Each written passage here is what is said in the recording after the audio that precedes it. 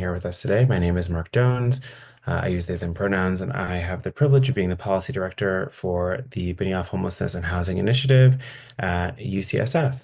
I also have the privilege today of welcoming you to our webinar on behavioral health and homelessness. Next slide, please. Um, I want to let everyone know that this webinar is being recorded and will be archived on our website in the next 2 weeks, and folks will be sent an email once it is posted. The purpose of today's webinar is to extend our knowledge around behavioral health and homelessness and support the implementation of evidence-based solutions to prevent and end homelessness. You all will have an opportunity to ask questions of our incredible panel at the end of their presentations.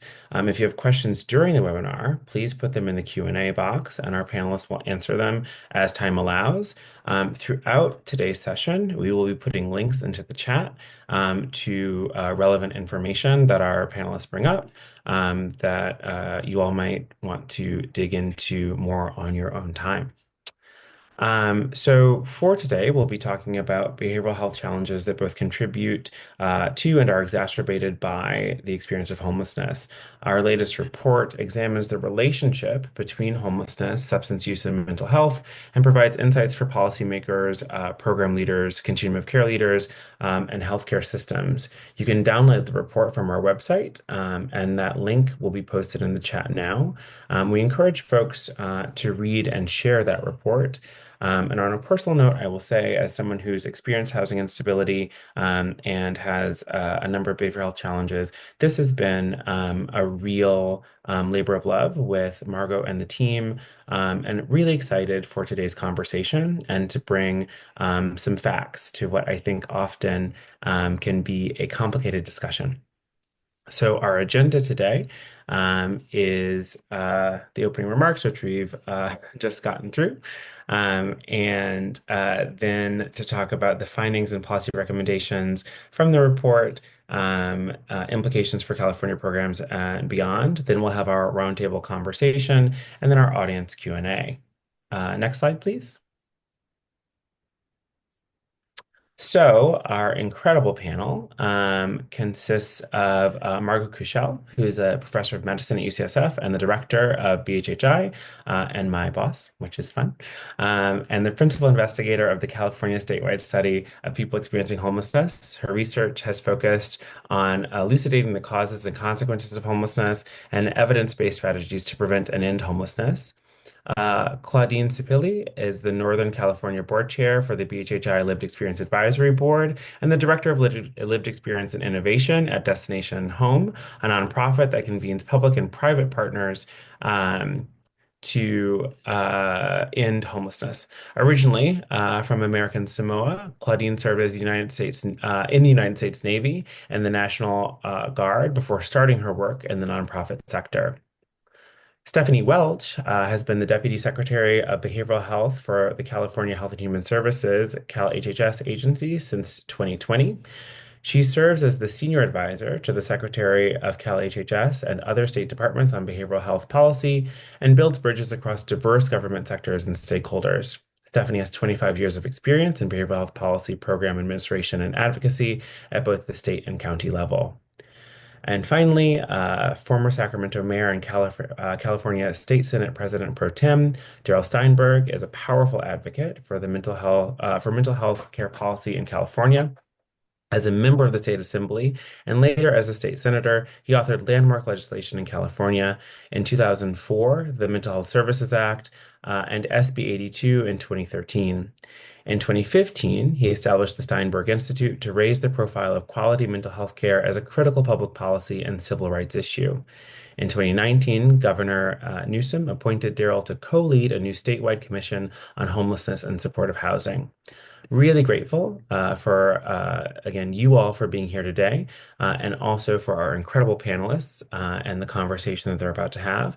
And I will kick it over to Margot to lead us off. Thanks, Margot. Thank you so much, Marc, and thank you for your leadership on this project.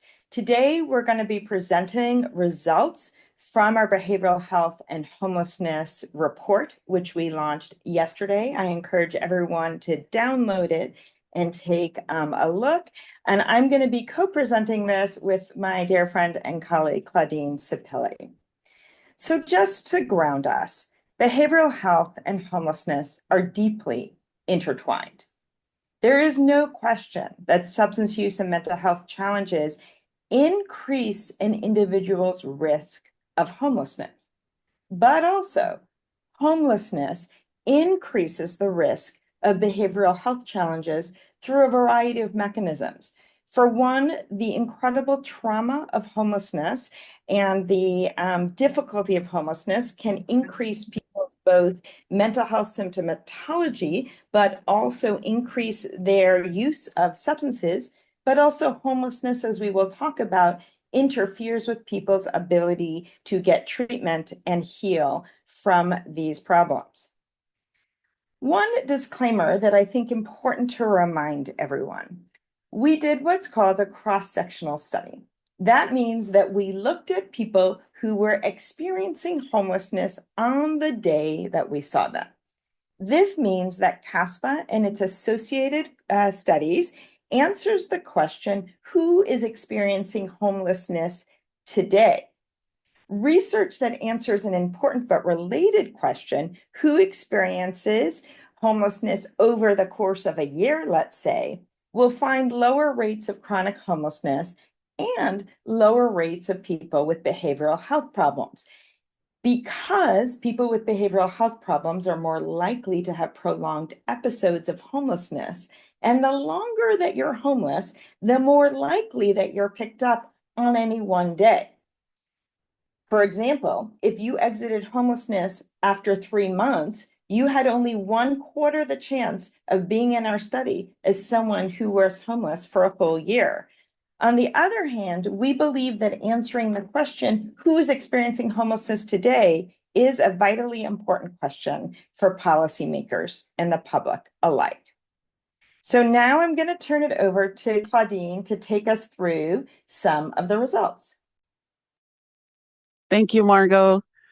So like other studies of homelessness, the majority were cis men. Over 2/3 or 69% were cisgender men, 30% were cisgender women, and 1% identified as transgender, non-binary, or gender non-conforming.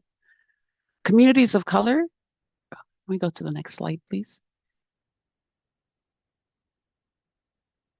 Communities of color are greatly overrepresented in populations of people experiencing homelessness. 26% indicated a Black racial identity.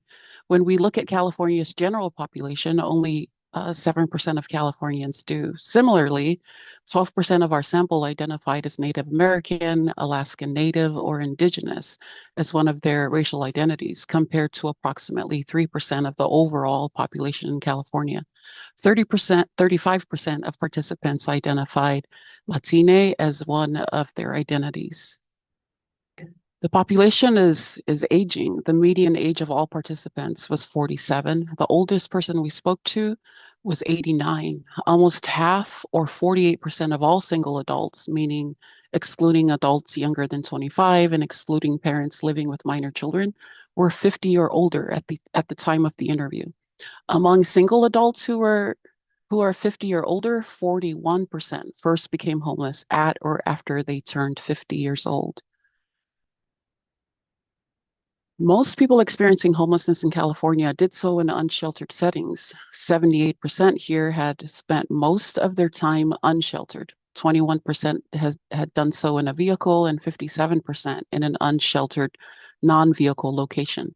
22% had spent the majority of their nights in a sheltered setting.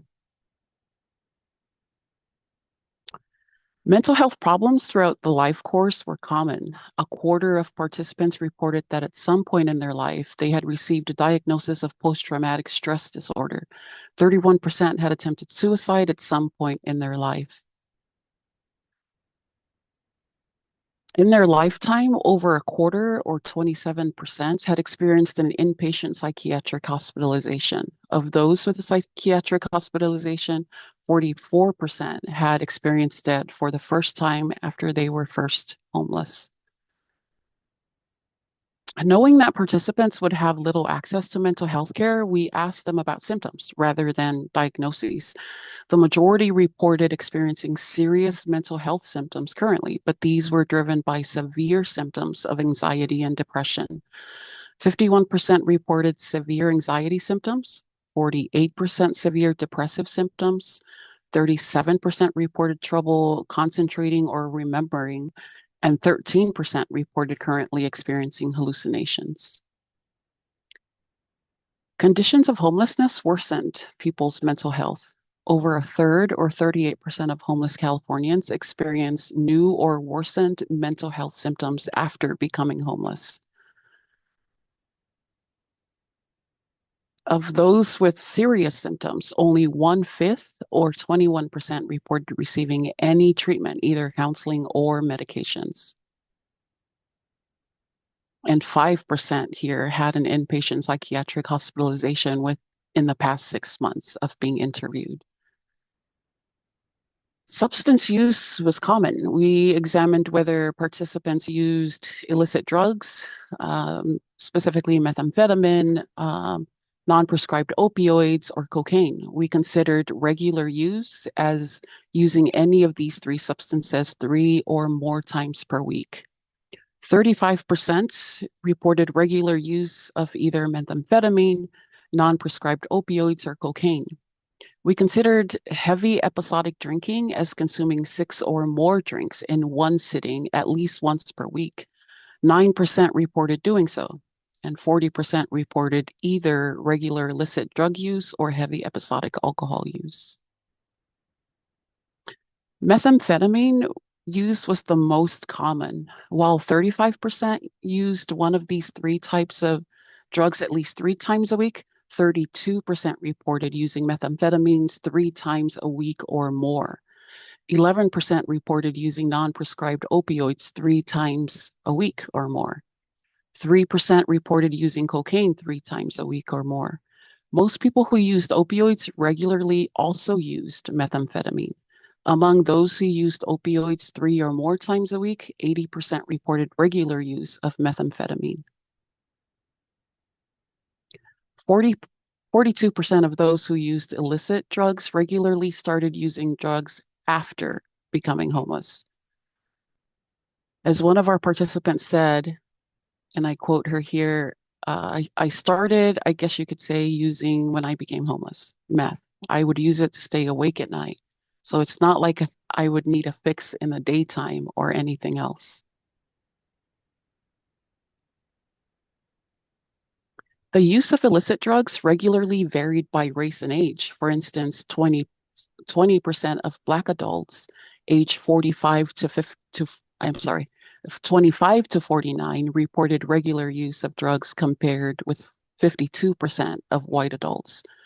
33% of Black adults 50 and older reported regular use of drugs, as did 32% of white adults 50 and older. Nearly a quarter, or 23%, of those who used illicit drugs regularly reported having survived an overdose during this episode. Few were receiving treatment. Among those with either current regular drug use, heavy episodic alcohol use, or lifetime opioid use, 10% were currently receiving any substance use treatment. Among those with heavy alcohol use or regular illicit drug use, 28% had sought treatment during this episode of homelessness, but were unable to get it. I'm going to turn it back over to Margot. Great. So there were many barriers to treatment. People noted extremely long wait lists for treatment, the limited availability of any treatment that they wanted or needed, and the lack of integration with both housing and shelter services. As a participant said, my goals are to stop using drugs, period. So that way I can get treatment. That's my main goal. My main objective. It's just hard. When you're out here, it's hard because everywhere you go, somebody's breaking out a pipe, somebody's doing this. It's hard. It's hard.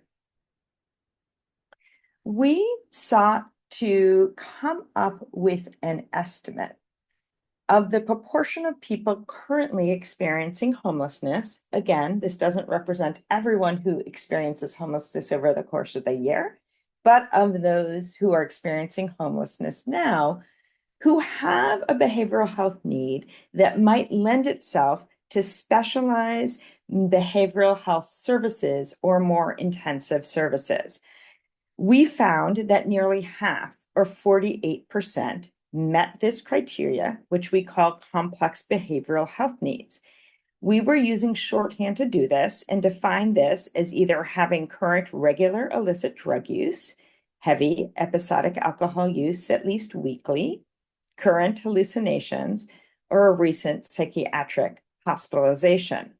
As we will talk about later, not everyone who has one of these indicators requires specialized services, but many will. Among those with complex behavioral health needs, 27% had entered homelessness directly from an institutional setting. These are settings like long-term jail stays, prison stays, or drug treatment stays.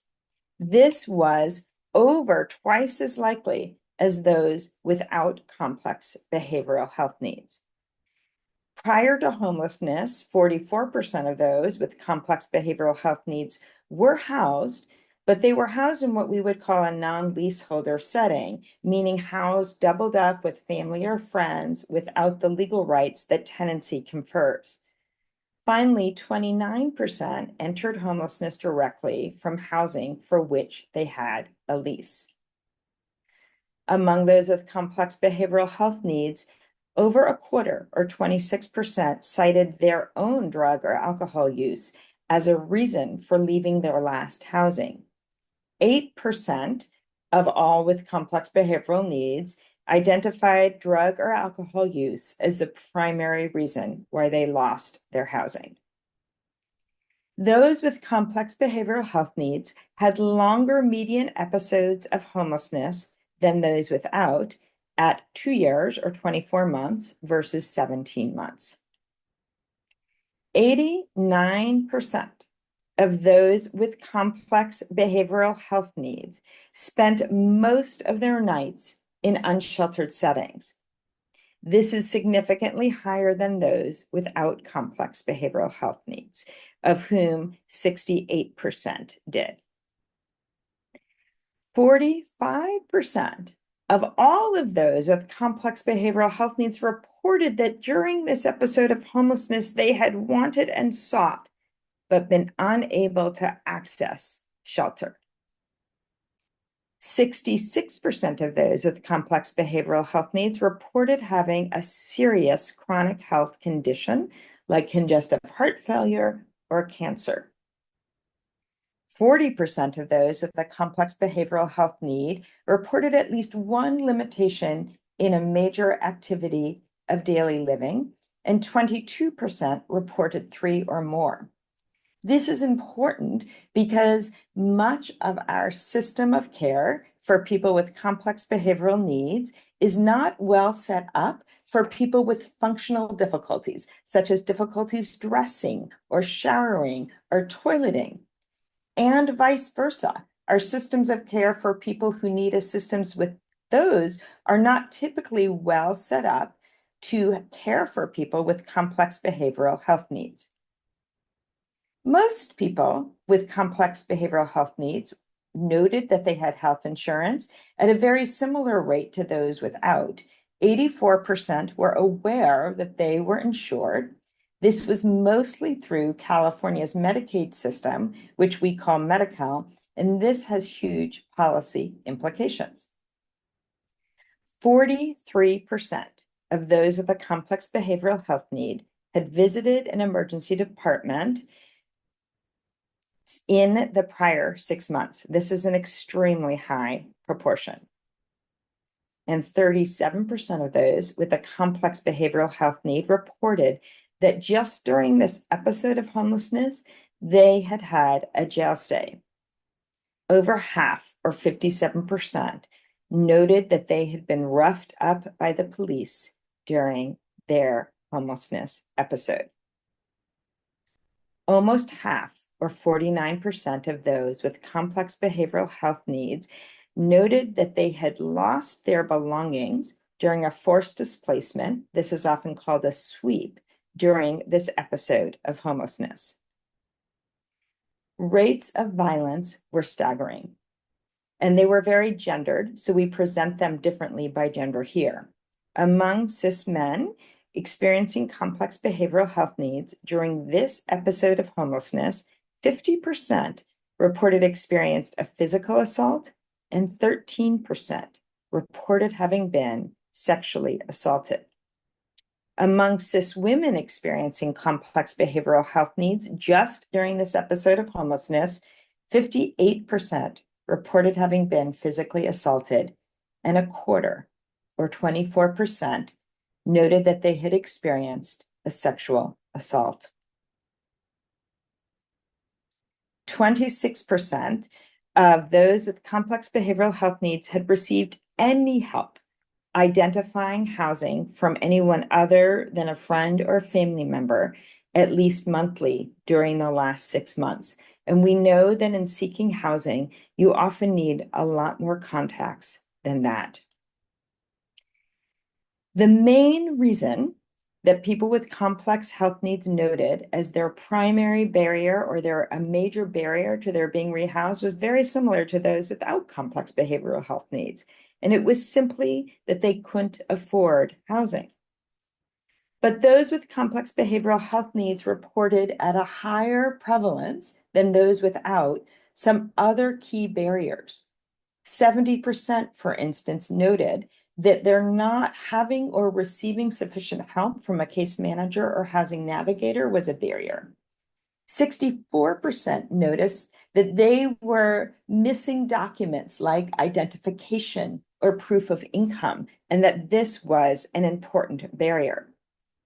56% noted that they had simply given up and had little energy left to look for housing. 54% noted credit issues or past evictions were getting in their way. And 46% noted having a record with the criminal legal system was interfering with their efforts to return to housing. And finally, 44% noticed that their own struggles with mental health or substance use were a major barrier to their re-entering housing. So what do? We have a series of recommendations in our document, and we'll be talking more about them today, but I wanted to tee up a few key ones. First, to end homelessness for those with behavioral health needs, we desperately need to enhance our prevention mechanisms.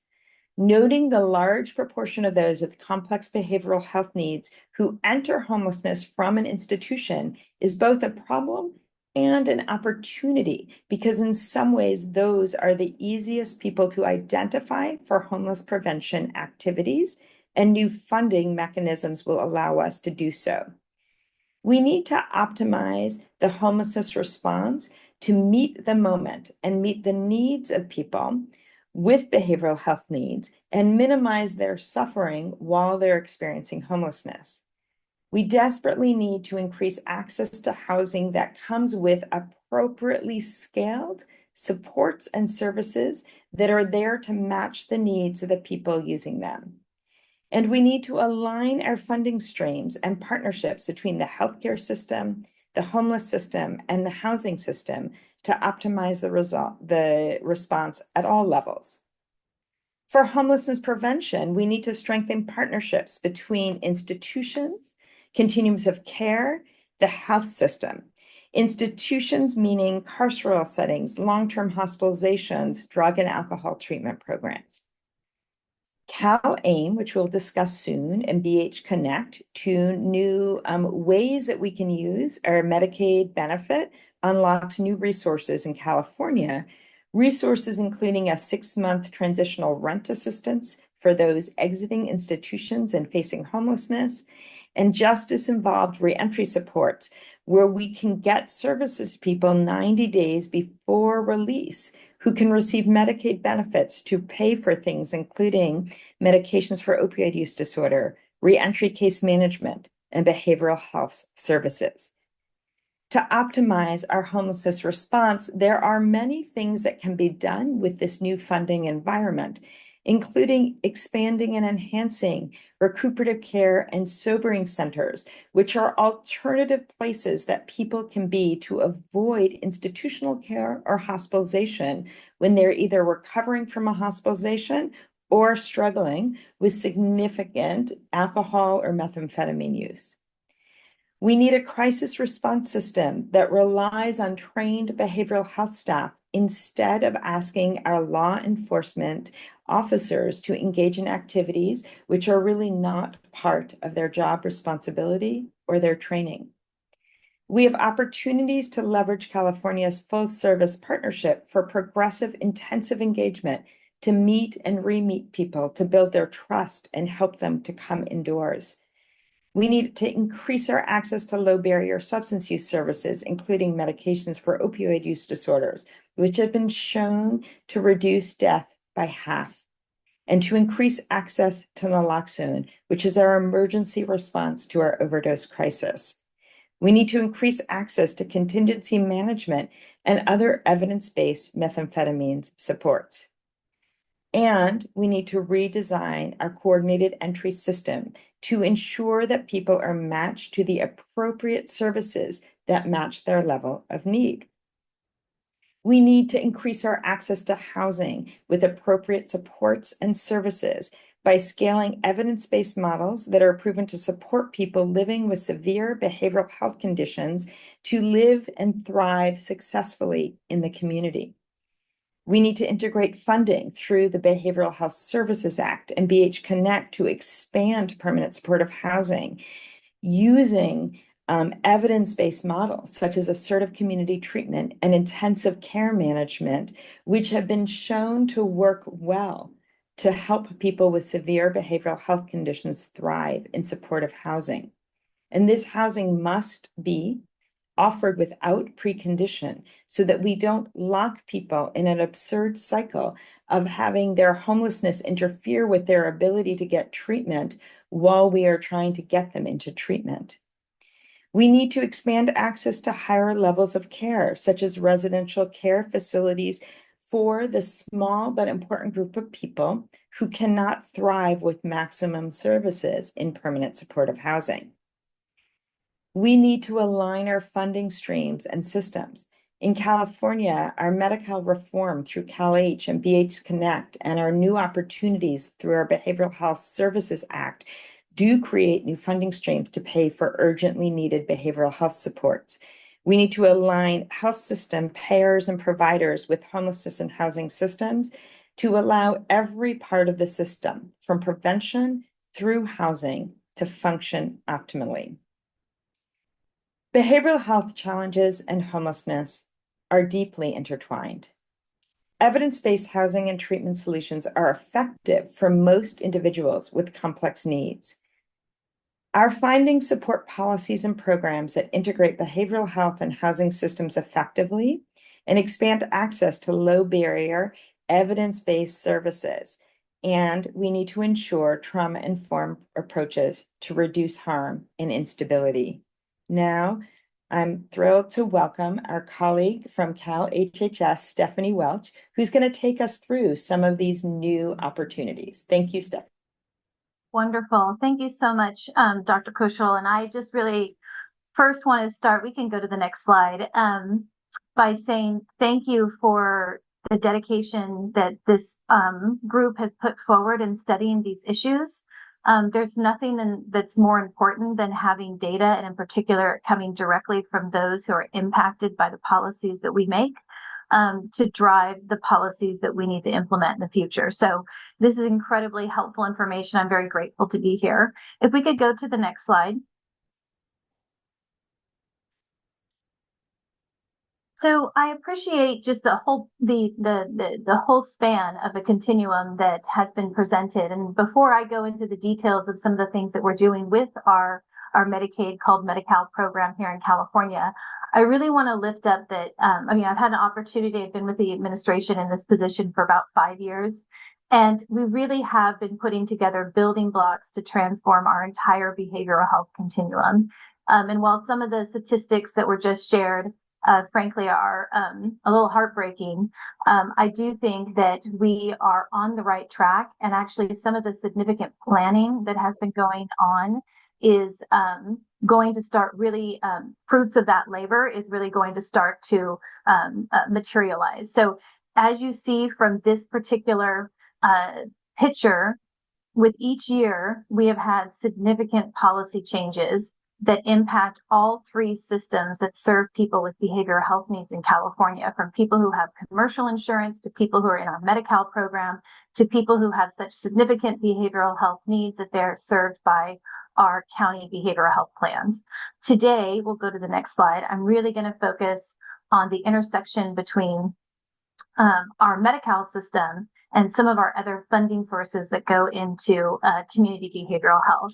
So CalAIM actually began prior to the pandemic and was really focused on centering housing as a healthcare intervention and really addressing the social determinants of health that we felt were incredibly complicating the lives of those who have physical and mental health needs. And so CalAIM is a very important driver of addressing homelessness and housing instability amongst people who are experiencing health and behavioral health challenges. So some of the goals of CalAIM really is to coordinate health and social services and include housing in that process to really make sure, as Margot lifted up, that we have enough supportive services to support people to be successful in housing, and also to really invest in our providers, our CBOs, who are really lifting mountains in order to do this work. The hope for this whole person approach is that doing all of these things would reduce avoidable, very costly use of healthcare services. And as I think these statistics have really lifted up, really the cost to the individuals themselves who have to experience unsheltered homelessness in particular. Next slide. So in the first name rendition, so to speak, the three things are kind of the pillars of change to support people who are experiencing homelessness or at risk of homelessness. So enhanced care management and community supports are essential to provide more services, those social services and housing services that we discussed, as well as to really get people out into the community, street medicine teams, things of that nature to really meet people where they're at to provide care. So our PATH program is really investing in and providing funding for community-based organizations, street medicine teams, interim housing providers. And this is really, again, I can't underscore the impact that in many cases COVID had on the initial years of trying to launch some of this work. I think we're really starting to hit our stride with working in these spaces now. And then lastly, the one I'm probably the most familiar with is really the change that we're doing to the delivery of our behavioral health system, really trying to standardize and bring best practices to improve outcomes and to advance equity in our behavioral health system. Next slide. So some of these specific housing related services that are available under that community supports bucket in CalAIM that I mentioned, you can read those there in detail because we have limited time.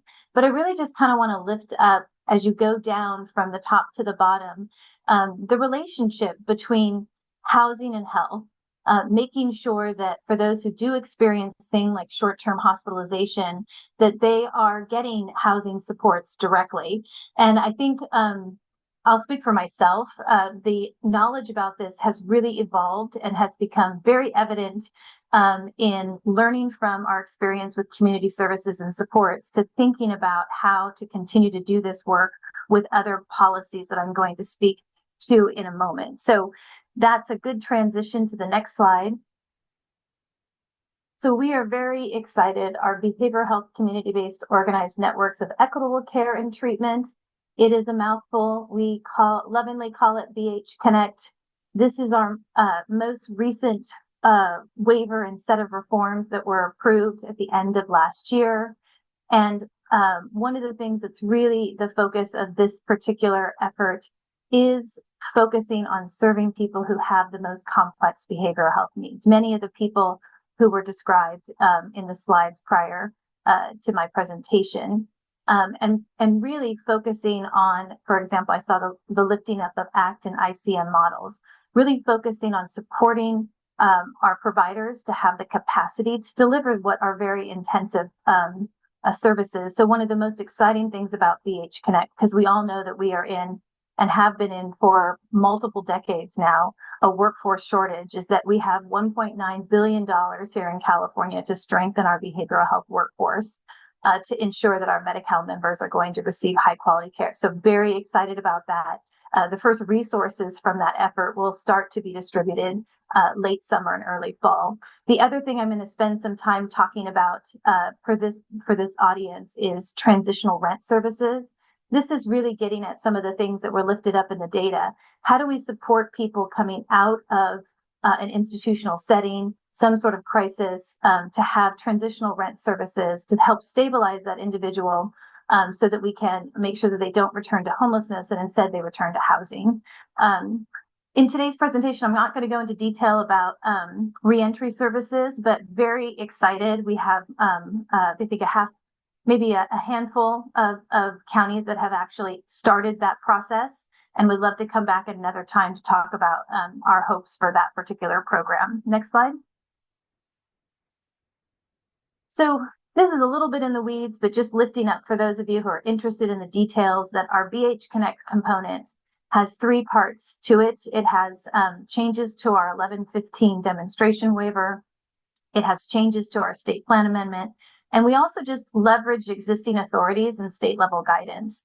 And so really looks at the complexity, but also the importance of us more holistically looking at how we can maximize the muscle of Medi-Cal to serve people who have the most significant health and behavioral health needs. Next slide. So, oops, I apologize for the slide not coming up correctly, but this is something we're really excited about. This went in and got approved as part of that BH Connect 1115 waiver. So our managed care plans can provide up to 6 months of transitional rent for eligible individuals. And these are really the 3 pillars that I want to talk about. These individuals do have to meet clinical risk factors. People with behavioral health conditions are in that bucket, as well as people who have more serious chronic physical conditions and pregnant and postpartum women, and individuals who have physical and intellectual and cognitive disabilities. These are individuals who may be experiencing a risk of homelessness. And then also, as you see here, people who are transitioning in our transitional population. And I think what you see in this particular approach is a laser focus on those individuals who we feel need our services and resources the most to prevent future or ongoing homelessness. Next slide. So one of the other things, and we could have a whole nother day here with our partners to talk about the rollout of Proposition 1 in the Behavioral Services Act, but did want to lift up that transitional rent is something that, and I have a timeline at the end that I'll share with you, that is happening very soon, while as the Behavioral Health Services Act doesn't technically really go live in terms of some of those funding changes until July of 2026. And so this is, not only is it a transition, but they're going to work really well together as we operationalize them. So for one, we know that county behavioral health is a critical access point for transitional rent members. And so we expect that our managed care plans and our county behavioral health departments will collaborate closely to really ensure and identify those individuals to support that true smooth transition, and also to use those transitional rent dollars first before we tap those housing intervention dollars through Proposition 1 to keep that person more permanently and appropriately housed on an ongoing basis. Next slide. And I'm almost done here, folks. Just a few points about Proposition 1. I think you're going to see the theme here, and I'm feeling good about this theme as I saw some of Margot's statistics. The Behavioral Health Services Act takes into account how much things have changed in the last 20 years in how we finance healthcare, and in particular healthcare for people with behavioral health conditions. And, you know, we are working hard to achieve parity. We're working hard to support our managed care plans to serve the mild to moderate and to provide essential health benefits like SUD and mental health services. The Behavioral Health Services Act is really focused on serving people who have the most complex conditions, and people who are experiencing homelessness or at risk of homelessness, whether they be a child living in a family or an older adult, are a priority population for resources. Next slide.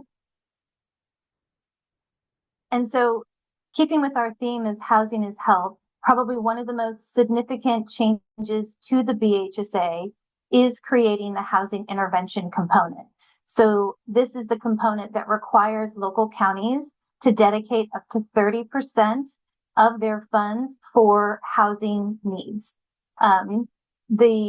The truth that was so clear in Margot's point about the fact that this is an affordability crisis, and that is true. We need and recognize that for this population, we need to support with resources housing for these individuals. And so that is what we're doing with the BHSA. So it's really ongoing revenue to create a long-term path of recovery to people who will need housing supports. Next slide. The other element that's really critical to this is actually having the infrastructure. So not just the human capital that I talked about before with our workforce investments, but really more places for people to get treatment and more places for people to get supportive housing. You can read the details there, but really excited about our ability to really invest in the brick and mortar that's needed to support this population. So just shy of $6.4 billion, and we're issuing bond awards in the spring. Next slide. A little about Home Key, since it is focused on permanent supportive housing. Home Key Plus, which is the Home Key program that's part of the bond under Prop 1, is really similar to Home Key, but it does focus on people who have behavioral health challenges and people who are at risk of homelessness, with a particular set aside for our veterans. And one final slide to wrap up here. I believe you'll get these slides so you can look at detail, but just wanted to really lift up for this audience that, as I mentioned, this spring and summer, the awards for the bonds will start to be announced. I think that'll be very important. Also, this summer in July, our managed care plans can opt in to cover transitional rent, as well as we launch our workforce initiative. And then next year, very important, all managed care plans must cover transitional rent as a mandatory benefit in January of 2026. And then come July 2026, that is when the lights go on for all of the policy changes for the Behavioral Health Services Act. So I'm sure there'll be lots of questions, but I'll just end by introducing one of my heroes that I've known for most of my working career. Darrell Steinberg started off as a champion of people who are experiencing behavioral health conditions and homelessness in the late 90s as a freshman assembly person, and took that passion and changed the course of how California has served people with those conditions over 25 years in various different roles. So it's my honor to introduce Darrell Steinberg, who I guess now, I mean, identifying with the Steinberg Institute. So, Darrell.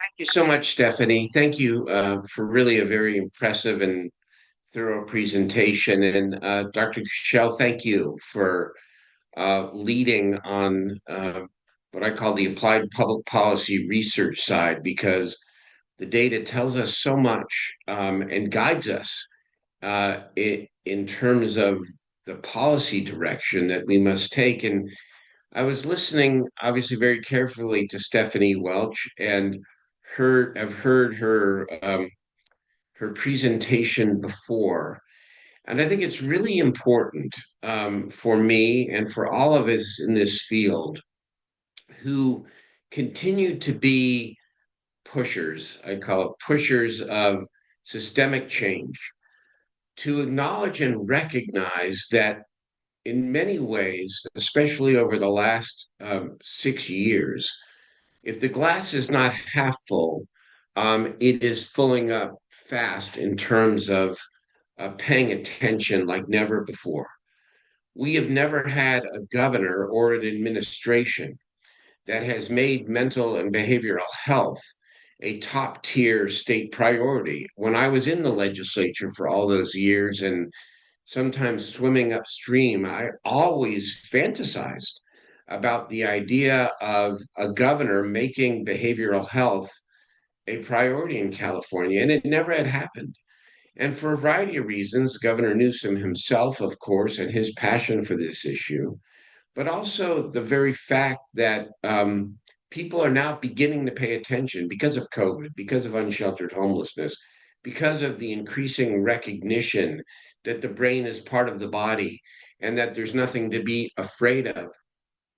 We are making advances when it comes to busting what we call stigma, I call discrimination, in not only in California, but throughout our country. And when I look at the unprecedented levels of resources and thoughtful policy making and leadership around how to connect a traditionally fragmented system and to connect these funding sources, I have hope. And I'm grateful, Stephanie, to you and to the administration and all those in the field who have worked so hard to help so many more people. I often say if we simply asked how many people have been helped by these various state and local initiatives over the last half decade or more, there are tens of thousands of people that have gone from unsheltered status to being housed with the kinds of support that they need to live independently. If that was the way we measured success, we would have ticker tape parades in every major city in California, because there's a lot of things to point to with pride. And yet, the statistics show us that despite all of this advance and effort, that in many ways the systems are still broken. For there are too many people who remain on our streets in these tent encampments, cycling in and out of jail and prison if housed or sheltered, housed and sheltered in a very insecure way without any kind of permanency. The statistic that cries out to me from Dr. Kushel, your study, is 70% of the population you studied, unsheltered or housing unstable, living with significant behavioral health issues, not getting help from a case manager or a navigator. Let's just focus on that statistic for a moment, and let's step back and digress just for a minute. I know I only have 8 minutes before the question and answers. We have long had a system of behavioral health in California that does not require the people in charge, whether they be the private healthcare systems, the managed care plans, or the governments, the state government, the county governments, the city governments, to actually choose to serve anybody. They can pick and choose who they want to serve. There are no standards, for example, when it comes to the Mental Health Services Act and now the Behavioral Health Services Act, full service partnerships, which are the coin of the realm, wraparound services, there are no standards for determining who gets into those programs and who does not. Even under the great advance of Proposition 1, which I strongly supported, that requires 30% of the money be set aside, as Stephanie said, for housing supports, 35% for a full service partnership. There is nothing in that law that defines the criteria for whether somebody automatically gets into a full service partnership or to some other form of care that meets them where their need is, and looks at the acuity of their condition, the acuity of their life situation, and then provides them with the case management and the level of help on the behavioral health and housing side that they need. Everything that we do as a society through our governments and through our private health plans is essentially voluntary in nature. And I contrast that with what we've done for people with developmental disabilities over the same 5 decades since we shut both state mental hospitals and the state centers of developmental disabilities, the state hospitals. We granted people with developmental disabilities an entitlement to care. We now have these regional centers that really are the systems of care for those with developmental disabilities. For the mentally ill, we're still catching up with all of these connections and resources that Stephanie described, and we've never had a system of regional care or required care for people with behavioral health conditions in the same way that we do for people with developmental disabilities. We now have more money than ever before. We are now paying attention. But to contextualize all of this, the question and the great challenge and opportunity for us going forward over the next year, 5 years, and 10 years is how do we implement all these initiatives in a way that assures or comes close to assuring that the systems are going to provide the care and treatment for people where they're at and based on their need.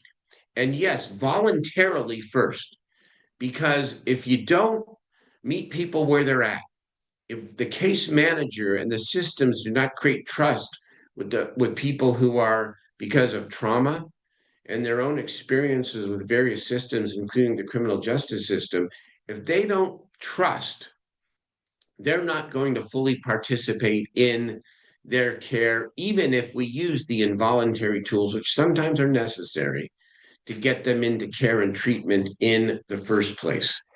And I will tell you that the systems, including our county systems, are far from in a place where the public and certainly the people suffering know that they will have access to the right kind of care and treatment when they need it.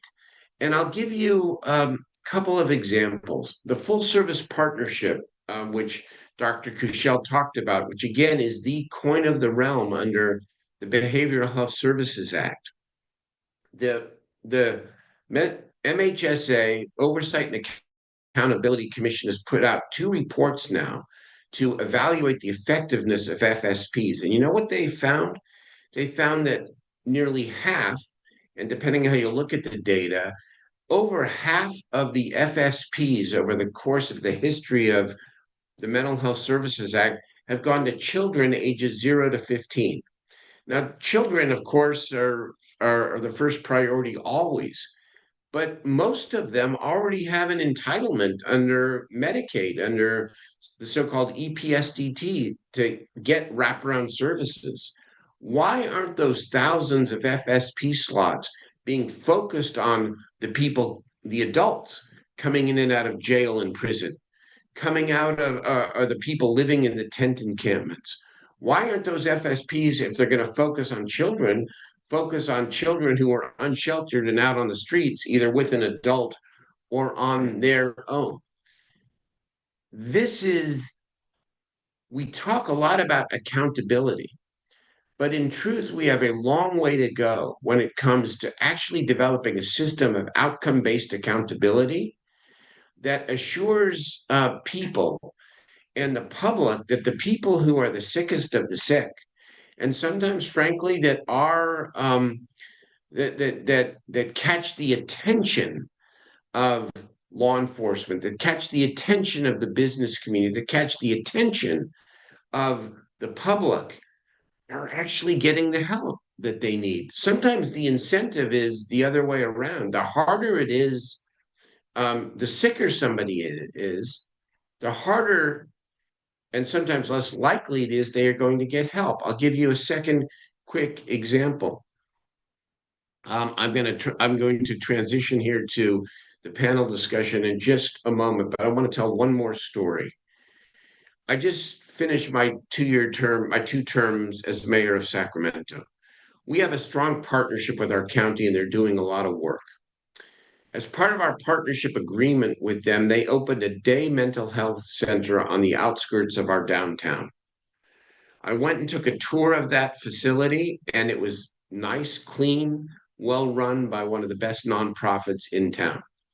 Hundreds of people a week, mostly unsheltered, obvious by appearance, a lot of people with behavioral health conditions.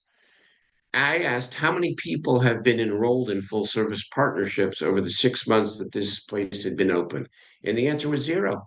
And when I asked why, the answer was the county requires at least 90 days of observation before we'll admit somebody to that high level of a program.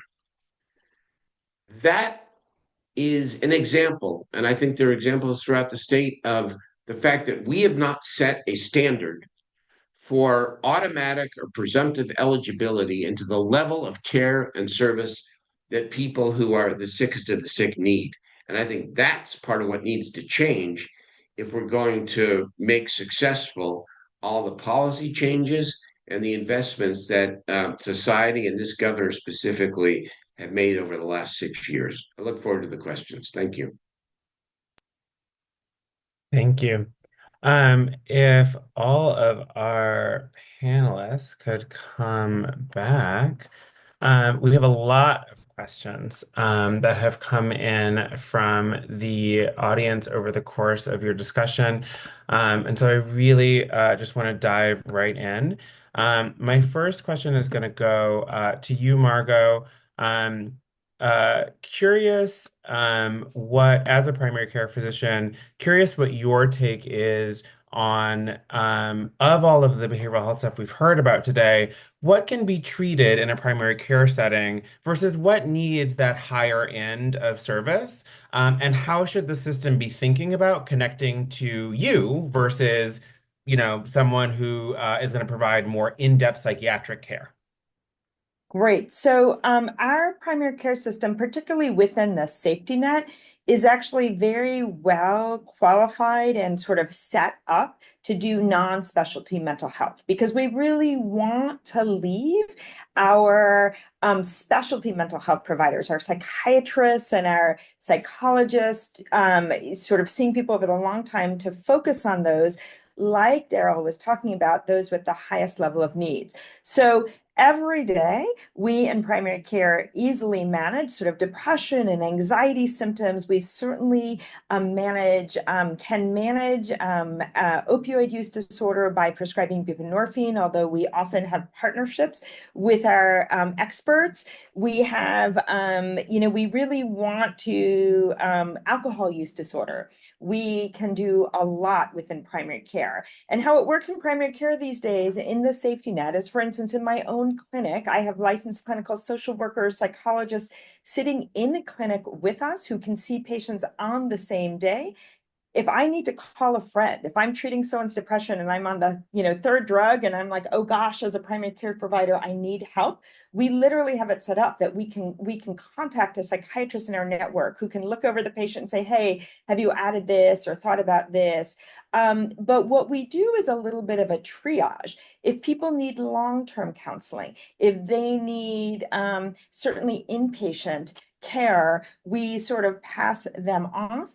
People with thought disorders or often people with bipolar affective disorder, particularly if they're not currently well controlled, will be primarily managed by psychiatrists in partnership with us. We're still seeing them for their other care, but we like to take care of a lot of the less severe conditions to leave our partners in behavioral health care to really focus on those with the more severe conditions.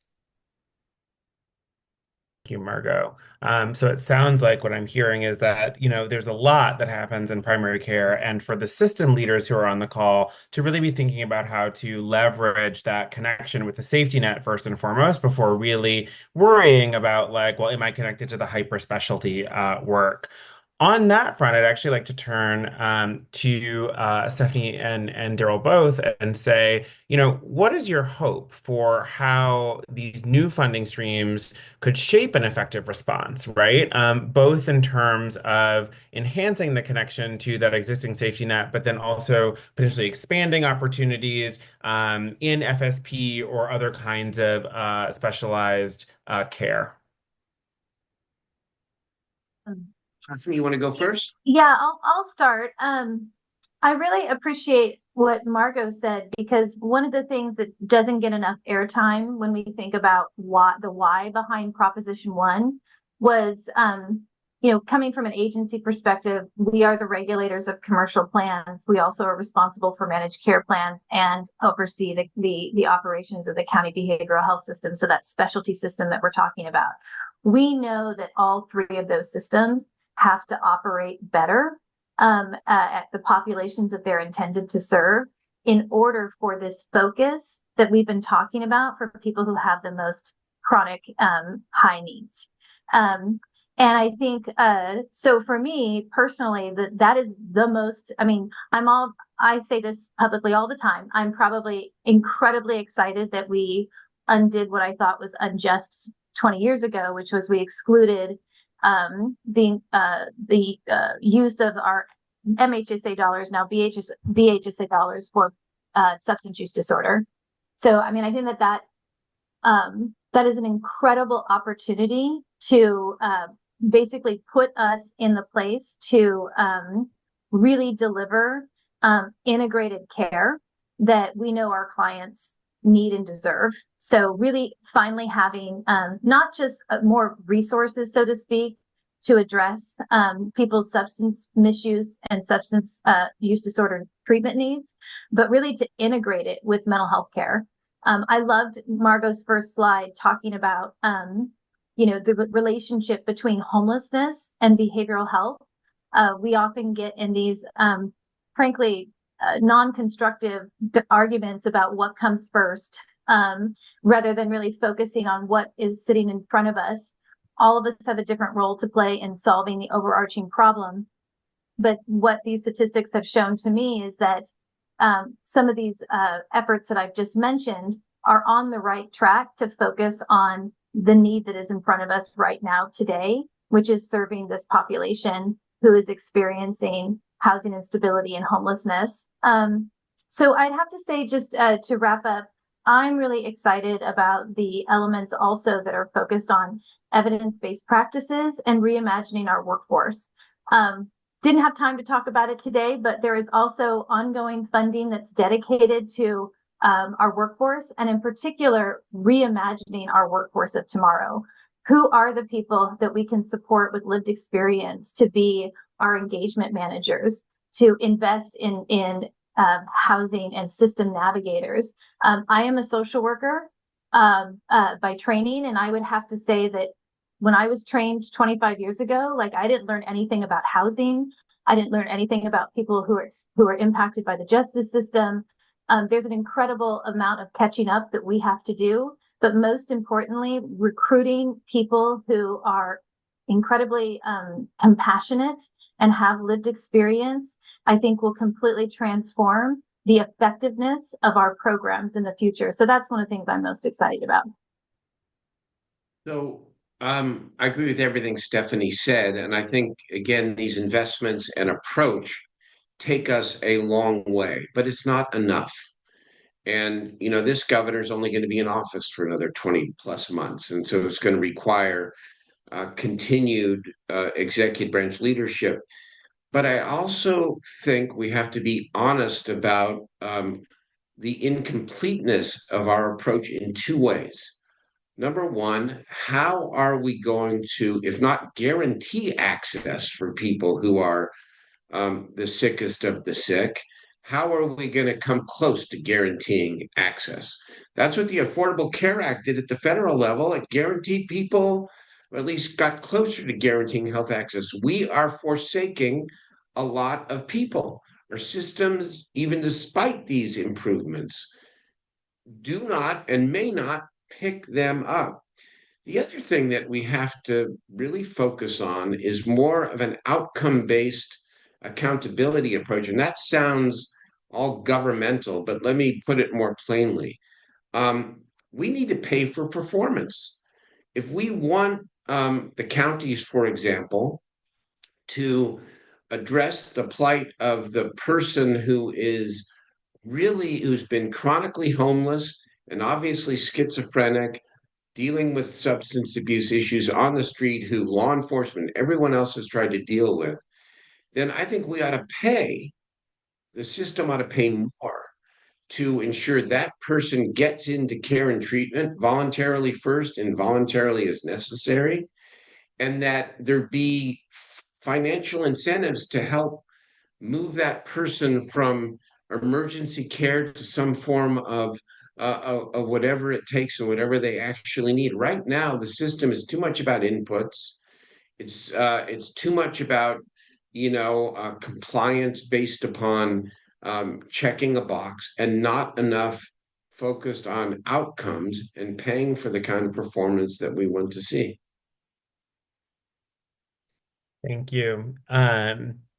You're getting a lot of love on accountability in the questions. I just want to let A you lot know. of what? A lot A of lot of love? love. That's really Good, resonating. good, good. Um, I want to stick with some questions about the funding because, as one of our viewers said, I think they called it the elephant in the room, right? That like we're talking about all this possibility, but we know that the Trump administration has outlined potential significant cuts, right, to Medicaid, even just through the continuing resolution, right? Certainly we're seeing activity at HUD, right, that might indicate cuts to homelessness specific dollars. So I'm curious, starting with you, Stephanie, and then maybe opening up to the rest of the panel. How do these potential cuts impact the possibility that we've talked about today? Yeah, and thank you for asking that question. I want to start by saying we have obviously, based on this presentation, we have a lot of work ahead of us.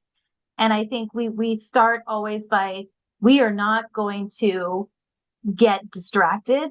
We will defend California's values, but we're on a mission here, and we're on go. And so, and I also don't want that to sound completely unrealistic, but I do want to confirm for people, and we've been very public about this, our waivers that are existing are approved. And we have support and confirmation from CMS that those approvals will continue so that we can do the ongoing implementation of things like CalAIM, and really importantly for our behavioral health population, we've been talking about today, our BH Connect waiver. I have to say that for many of us, when that December approval came in, it was a really wonderful present for the holidays. We're just ecstatic about that being approved because we feel like we are in a good place with those being protected. Now, that being said, waivers have to be constantly approved, right? They're waivers. I think it would be unrealistic for us to not think about how to be prepared in the sense that there might be other categorical federal funding sources that are at risk. So I guess there isn't a tremendous amount of uncertainty. We are very lucky here in California to have things like the Behavioral Health Services Act. We have not talked about it today, but I have to say this because of Darrell being here, being such a leader in the area around supporting the crisis care continuum. We have a special fund that allows us to support our 988 system, that we do not have to rely necessarily on federal funds. They are essential to us having the capacity that we would like to have for that crisis system to be responsive. That being said, we also have some of our own California resources. So I just want to end before I let others talk to this is that, you know, on behalf of our secretary, and every time I've heard her respond to this question, we will not let our power be taken from us. And I think that we have also documented, to riff a little bit on Darrell's comments, we plan on documenting very, very soon and often the impact that these investments are making in more positive outcomes. That it's not for all, we're not just throwing money into large managed care plans and getting no results, that we're changing people's lives and people's health is improving. Thank you. Anyone else want to contribute to that? Well, it's obviously very hard to predict the outcome of what of the chaos that is occurring in our nation's capital and its impact on California. I know that the waivers have been approved, and that all indications are positive, and I know, you know, the governor is doing his very best to work constructively with the new administration in Washington. But I also know that the congressional outline has called for an $800 billion cut to Medicaid. The research, obviously, Margot can speak more to this in terms of what's happening with federal research dollars.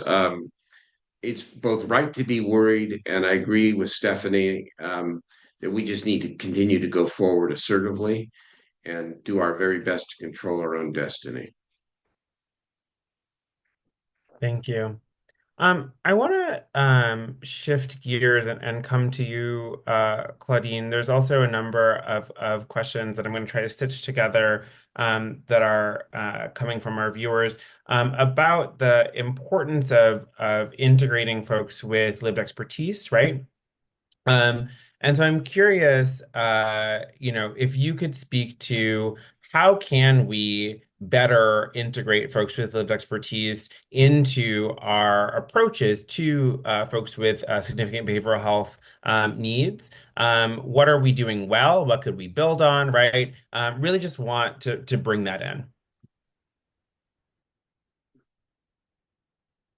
Yes, absolutely. For some of you that are on this webinar right now that maybe haven't really been, around when UCSF BHI worked on the CASPEH study, we actually convened a board. There was a lived expertise advisory board made up of 8 other people besides myself, and we worked alongside the researchers from the BHI team to do a lot more than just an advisory capacity. So it's already been said, Stephanie, I really appreciate what you said earlier about how critical it is to involve people with lived experience in the work that we have to carry out in solving homelessness.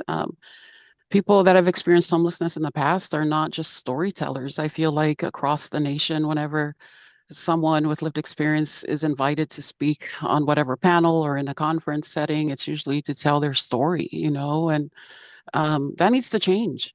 People with lived experience have unique perspectives. They have firsthand experiences and understanding of exactly what the barriers are out there in encampments and in every other nook and cranny that they've lived in so many inhumane conditions, and receiving the most undignified treatment from not just law enforcement and sadly from some of the service providers that send out outreach teams. So I think there's a demand, from hearing you, Stephanie, talk, and also you, Darrell, talking about it. There's a demand to involve people that are that have been most impacted by these issues, by homelessness, by behavioral health, mental health, suicide, all of the things that we've talked about today. But there's something that is always missing, and that is how to properly prepare people so they can make an impact in their contributions.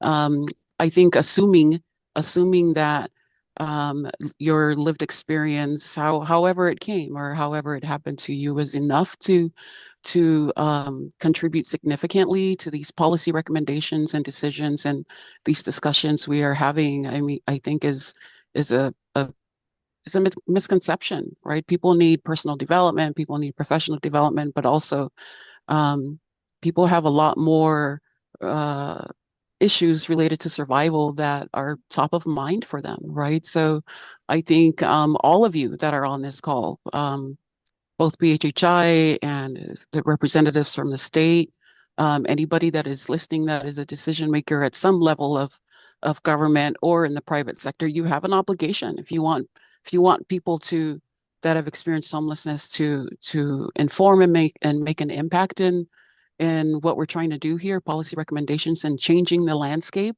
then you have to invest time and money and energy into building up a pipeline of people that have been most impacted by homelessness. I hope that answers your question, Mark. Thank you. Thank you. I want to go to you, Margot, again, and ask a question. We're getting some questions in the coming from the audience, and I know I was answering questions about this earlier this week, so I'm going to blend a bunch of things together. But there have been a lot of questions lately about sort of where does sober living, where does recovery housing, where do these fit? In the response to folks who have substance use needs. And I think oftentimes the framing is that these things are not housing first, right? And I'm wondering if you can speak to both of those, right? Like, one, how do these fit? And then two, are these things actually not housing first, or should we be thinking about it differently? I mean, I think it depends how it's implemented. Recovery housing is an incredibly important part of the spectrum that we can't leave out. And I would add that a principal philosophy behind what became housing first is consumer choice, is that people are the experts in their own lives, always and forever. And we hear from many people that a recovery environment, and I just want to separate out these two things because I think it's different for different people. What some people are asking for is a community that they live in community with other people who are committed to sobriety can be very, very healing and helpful for them. And that option has to be on the table by choice, right? That you can't force someone into that environment. But if that works for someone, that's really important option that we need to have as part of our suite of opportunities. And also realize that people don't usually live in those communities forever. And I will say the one thing you need to design for is that substance use disorders tend to be relapsing and remitting, right? It's not unusual to have a relapse. That's often part of the picture. And perhaps to use some 12-step language, you don't want to take a slip and turn it into a slide. And so one of the things you want to be careful for with recovery housing is if someone has a brief relapse, you don't want the price of that to be homelessness, because that turns the slip into the slide. And so you have to build into the system the option. Let's say if someone can't exit their slip quickly, that perhaps they then move into a different environment where they could then restabilize again. I will say the other thing I hear from consumers often is that we have had a notion, particularly in California, where most of our permanent supportive housing is what's called project-based. It's like a whole building of people in permanent supportive housing. And most have been segregated into parts of cities or communities that tend to be very heavily engaged in the drug trade and lots of sort of things going on. And another thing I often hear from people is that what would support my sobriety or my journey is not necessarily to be in like a recovery 12-step house, but just to be in a tiny apartment somewhere, a studio apartment somewhere in a community where I'm not triggered. And I'm a strong supporter of that being on the table also. And then one thing before I turn it back is a number of years ago, we worked with Tipping Point, a major organization in the city that was working on something called the Moving On Project, where they went into San Francisco's permanent supportive housing buildings and identified over a third of people who really had come in when they were in crisis. And now years had gone by and they were thriving, but they didn't really need all the supports and services. And they were able to use Section 8 dollars and other dollars to move people into the community. And what that did was that was incredibly useful because it allowed those individuals to really get on with their lives, to thrive, to have a less restricted environment. But what they also told us that they were so happy that they're doing that led for someone else who was in crisis to be able to move into an environment that was more supportive of them. So when we say like housing, I sometimes get a lot of pushback when I say that housing is at the root of this problem. It's never that it's housing only, ever, ever, ever. But in functioning systems, you have the fluidity to move someone from, if they don't do well in recovery housing, it doesn't mean they're homeless. They can move into other housing. That if someone needed the supports and services of permanent supportive housing, which have been really, really shown to help stabilize people, to keep most people housed very well, even if they have behavioral health crises, it allows people, when they no longer need that, to move more into the mainstream community, thus creating another bed for someone who you couldn't take off the street and move just into a tiny apartment in a different part of town. So I would say recovery housing, extremely important part of the picture, but not a substitute or replacement for housing first. And it should be done through consumer choice. If someone is asking for that, it should absolutely be available to them. Mark, Thanks. can I add just one thing, please? Because I actually when I was going through my period of homelessness, I actually benefited from recovery housing. I think I agree with everything, obviously with what Margot said, but I think the problem is not that recovery housing exists. It's when it's used as a barrier to housing. I see a lot of that. I've experienced it primarily for myself, and I'm still seeing it today. So in many places, I feel like sober living is framed as the only pathway to housing, which goes against evidence-based best practices, right? So, and I think people who aren't or willing to commit to sobriety and are denied housing, it leaves them stuck in homelessness. So I think there's a way around this. Darrell talked a lot about the system earlier. People were loving that. I was loving that. But I'm telling you, Darrell, you were probably part of creating that system, and it needs to change. So part of that needs to change is we face, programs, housing first programs are facing political resistance, and with some arguing that public dollars should only fund housing with mandatory treatment requirements. I say that we ask for that to Let me release those mandatory treatment requirements. Thank you. let me let me, if I may. I mean, I think that the system needs to have something for everyone, and the involuntary issue, the frustration for me with the involuntary issue is that it sucks up all the oxygen in the room. And we don't talk nearly enough about the society's obligation to serve people before we ever get to the question of whether somebody should be subject to any of these laws. And I think communication is so important, and sometimes the terminology we use traditionally polarizes. For example, I'm critical of not the concept of housing first, but the term housing first, because it plays exactly into what Dr. Kushel was saying earlier. People then are allowed to say, well, it's not about housing. It's about the fact that people are living with these conditions that could never succeed in housing. Well, for people who are suffering and living with a number of life affecting and life disabling conditions, it's not housing or services, it's both. And so I think maybe we need to rethink some of the terminology that we use, because housing first, though the right concept, allows people to say, well, it's not just it's not housing first, it's treatment first. How about that it's neither one or the other, but for many people, it is both. I think that's a great springboard, actually, to my second to last question, which I'm gonna actually send to you, Stephanie. I think, another thing that folks are asking a lot is like, okay, like in this environment, what are our legislative priorities? What should we be advocating for? Like, where do we need to be putting our energy? I'm curious if you have a brief response to that, and then I have two quick questions for the whole panel before we wrap it up. So it's a diverse audience. So if you are in California, I really encourage you to look at your expertise, whether you're a person with lived experience, a provider, somebody who's running a COC, et cetera, to make sure that you contact your assembly member and your senator and inform them of what the impact of cuts would be to your programs.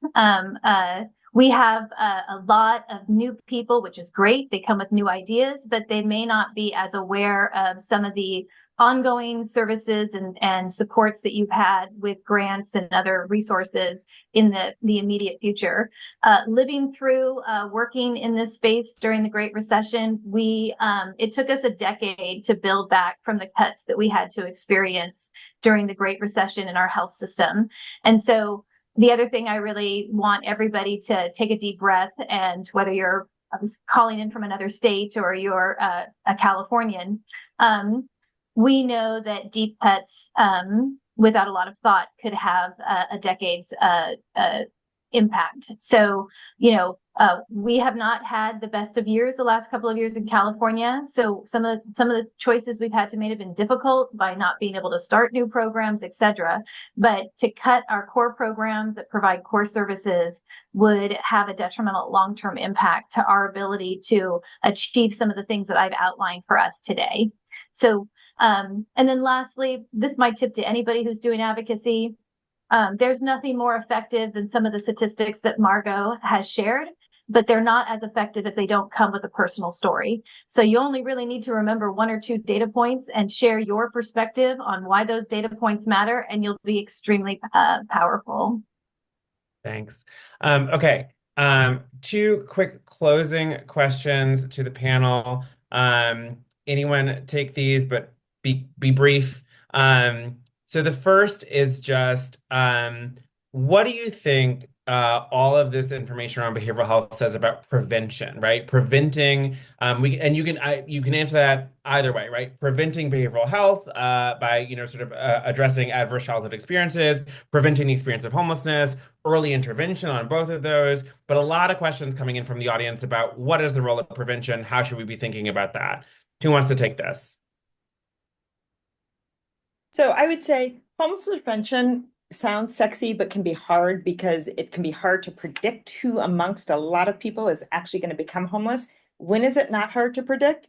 It's not hard to predict when we're discharging people from institutions into homelessness. That is not hard to predict, and that is unexcusable. And I'm really thrilled about some of these new resources coming to bear. And if I were a decision maker today, I would be laser-like focused on that. Not that I don't want to do the other forms of homelessness prevention, because I do, but that in a way is a low-hanging fruit that seems really important. It's unconscionable that we discharge people from institutional care into homelessness. But Thanks, we Margot. do. And what is going to again require the systems, the criminal justice system, the healthcare system, to enroll that individual into the level of care with the housing supports that they need, so that they don't fall through the cracks. When we wrote the Mental Health Services Act 21 years ago, we required that 20% of the funding be set aside for prevention and early intervention, 80% for back-end services. And the late Rusty Seelix and I would often say, my partner in this, would often say that the true definition of success will be when we're spending 80% on prevention and early intervention, and then only have to spend 20% on back-end services. We're making progress. We still have a long way to go. Thank you. I'll go next. Oh, sorry. I need to Can I? move. Sorry, we got 2 minutes. Okay. All right. So one last question again to the panel. Be brief, please. Claudine, you can answer it first. I am curious, what do you want people to take from the conversation we've had today, right? So we've talked about a whole lot of stuff. And what's the headline, right? Like if you had to pick one thing you want people to walk away with, what is it? Claudine, going to you. We need to stop punishing people and criminalizing people for what they are going through right now.